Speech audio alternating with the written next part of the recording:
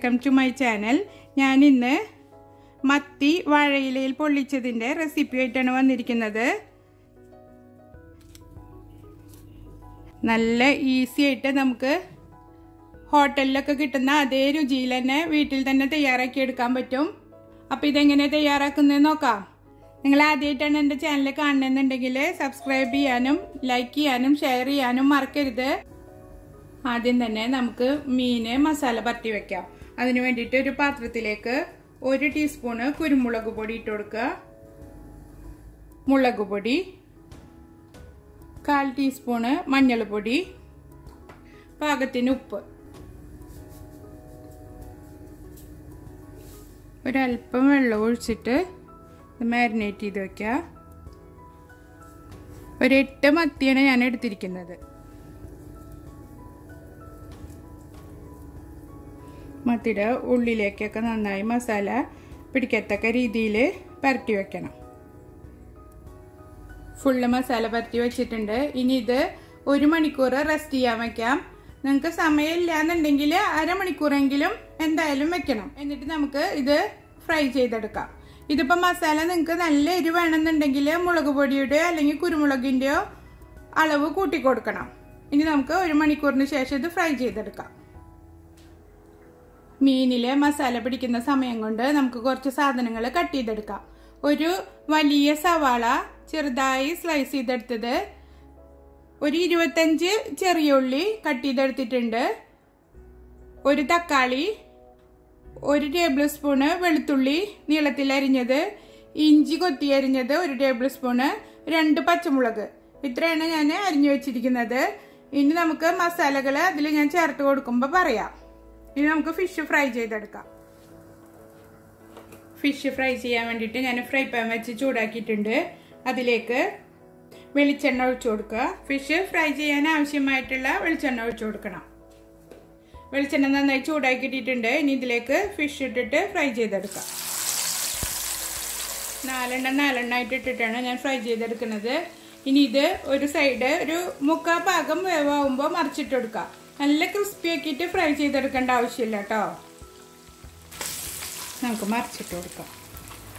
Fish fry ആയി വന്നിട്ടുണ്ട്. ഇനി നമുക്കിത് വെളിച്ചെണ്ണയിൽ നിന്ന് കോരി മാറ്റിയിട്ട് ബാക്കിയുള്ളതും ഇതേപോലെ തന്നെ ഫ്രൈ ചെയ്തെടുക്കാം.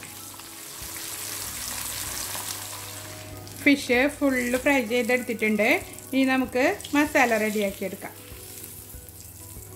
മസാല റെഡിയാക്കാൻ വേണ്ടിയിട്ട് ഒരു പാൻ അടുപ്പത്ത് വെച്ച് ചൂടാക്കി എടുത്തിട്ടുണ്ട്.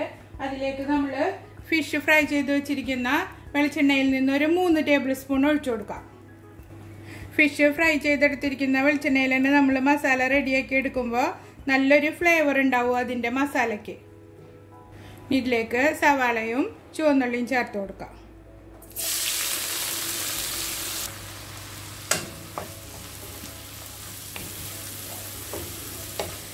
സവാള ഒന്ന് ഇളക്കി മിക്സ് ചെയ്തതിന് ശേഷം ചുവന്നുള്ളി ഇട്ട് കൊടുക്കുക.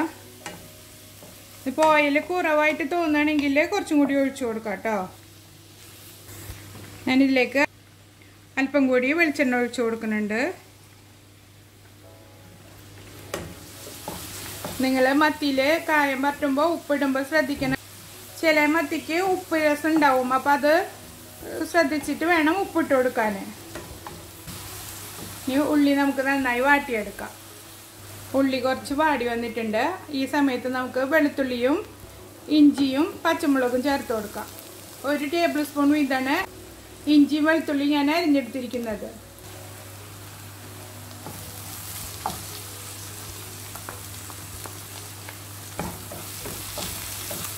പച്ചമുളക് ഞാൻ ഇട്ട് കൊടുത്തിട്ടുണ്ട്. ഞാൻ 2 എണ്ണം ഇട്ടിട്ടുള്ളൂ. ഉള്ളി നന്നായി വാടി വന്നിട്ടുണ്ട്. ഇനി നമുക്കിതിലേക്ക് ഒരു 1/4 ടീസ്പൂണ് മുളക് പൊടി, 1/2 ടീസ്പൂണ് മഞ്ഞൾപ്പൊടി ഇവ ചേർത്തിട്ട് നന്നായി ഇളക്കി മസാലയുടെ പച്ചമണമെല്ലാം മാറുന്നത് വരെ നമുക്ക് വഴറ്റി കൊടുക്കാം. മസാല നന്നായി മൂത്ത് വന്നിട്ടുണ്ട്. ഇനി നമുക്കതിലേക്ക് തക്കാളി അരിഞ്ഞു വെച്ചത് ചേർത്ത് കൊടുക്കാം. ഞാൻ എപ്പോഴും പറയുന്ന പോലെ എരിവ് നിങ്ങളുടെ ഇഷ്ടത്തിനനുസരിച്ചിട്ട് കൂട്ടിയും കുറച്ചൊക്കെ എടുക്കണം കേട്ടോ. എണ്ണയെല്ലാം തെളിഞ്ഞ് വന്നിട്ടുണ്ട്. ഇനി നമുക്കിതിലേക്ക് ഒരു സാധനം കൂടെ ചേർത്ത് കൊടുക്കണം. ഒരു 1/2 കപ്പ് കട്ടി തേങ്ങാപ്പാൽ. ഇതും ചേർത്തിട്ട് നന്നായി ഇളക്കിയിട്ട് ഈ തേങ്ങാപ്പാൽ വറ്റി കിട്ടുന്നവരെ വേവിച്ചെടുക്കാം. തേങ്ങാപ്പാലും മസാല എല്ലാം കൂടിയിട്ട് നന്നായി മിക്സായി കിട്ടണം. നന്നായി തിളച്ച് വന്നിട്ടുണ്ട്. ഇനി ഇതിലേക്ക് ഒരു 2 തണ്ട് കറിവേപ്പില ചേർത്ത് കൊടുക്കാം. ഇനി നമുക്ക് തീ ഓഫ് ചെയ്തിട്ട് ഇല വാട്ടിയെടുക്കാം. അടുപ്പ് കത്തിച്ചിട്ട് ഇല വാട്ടിയെടുക്കുക. 2 സൈഡും അപ്പുറത്തും ഇപ്പുറത്തും മറിച്ചിട്ടിട്ട് നന്നായി വാട്ടിയെടുക്കുക.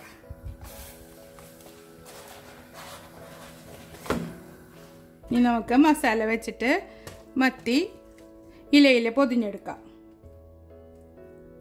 താഴെ കുറച്ച് മസാല വെച്ച് കൊടുക്കുക. അതിന് മുകളിൽ 2 മത്തി വെച്ച് കൊടുക്കുക. അതിന് മുകളിൽ വീണ്ടും മസാല ഇട്ട് കൊടുക്കുക. മത്തിമ നന്നായി പൊതിഞ്ഞിരിക്കുന്ന രീതിയിൽ മസാല സ്പ്രെഡ് ചെയ്ത് കൊടുക്കണം. അതിന് മുകളിൽ റൗണ്ടായിട്ട് കട്ട് ചെയ്തിട്ടുള്ള തക്കാളി വെച്ച് കൊടുക്കുക. എന്നിട്ടിത് പൊതിഞ്ഞെടുക്കാം.